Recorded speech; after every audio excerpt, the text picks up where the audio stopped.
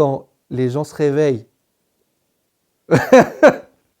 Donc voilà, quand je reçois ça, donc là il est 8h29 du matin, moi je suis hyper frais parce que j'ai fait la teuf mais sans alcool et que je reçois des messages de mes potes en gueule de bois.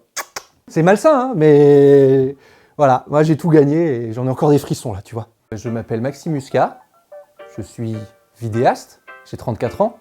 Je viens de sortir une vidéo sur ma chaîne YouTube qui parle d'un arrêt d'alcool que j'ai fait. T'enchaînes les soirées, t'enchaînes les trucs, t'enchaînes les moments où tu te réveilles en gueule de bois et tout. En fait, pendant longtemps, j'avais l'impression que c'était juste j'aimais faire la fête et tout ça. Je sais qu'à un moment, j'ai fait ah ouais, en fait, tu sais, le côté dès que j'ai bu 2 verres, j'ai envie d'en boire une dizaine, tu vois. Ce truc-là, j'ai compris que j'étais différent de certaines personnes et j'avais pas notion de ce problème d'addiction derrière, quoi. Pourquoi j'ai arrêté l'alcool pendant 1 an? Parce que j'ai un problème avec l'alcool. Pardon. J'ai plein de problèmes avec l'alcool. J'ai fait un défi pendant 1 an, j'ai arrêté l'alcool pendant 1 an, et donc j'ai une application qui compte les jours, et là j'en suis à 1 an, 13 jours, 19 heures, et je m'étais dit à la fin, il faut que j'arrive à faire un truc créatif autour de ça et de partager quelque chose autour de ça.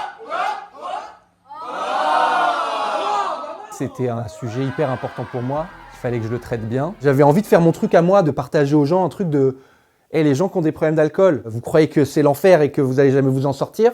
Mais en fait, c'est possible, quoi. Il faut avoir des exemples, tu vois, de gens qui arrivent. C'est vrai que c'est un sujet un peu tabou. L'alcool, c'est partout dans notre vie, tout le temps et tout, donc c'est compliqué d'en parler de manière négative, quoi. Il faut évidemment plus en parler. Ok, bah donc là, il est 23h et j'en suis à mon 5e verre de Pulco. Alors la pause d'1 an, en vrai, elle a été hyper simple.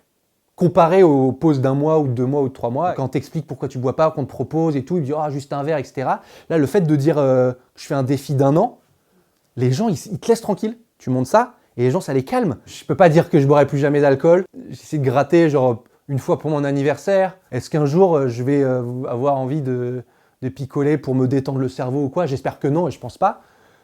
Donc moi, je me dis peut-être juste un jour, à une occasion spéciale, là, j'en ressens pas le besoin. J'arrive à faire tout ce que je faisais avant, sans avoir besoin de me détendre grâce à l'alcool. Ça me fait trop du bien au cerveau, en fait. Je vais continuer pour l'instant à compter les jours sur ma petite application. Allez là! J'étais très stressé parce que c'était hyper intime, mais j'ai eu des retours incroyables. Donc la vidéo, elle a vachement tourné en même pas 4 jours. Là, il y a plein de gens qui m'ont dit « Oh, ta vidéo, elle m'a motivé à arrêter pendant 1 an et tout.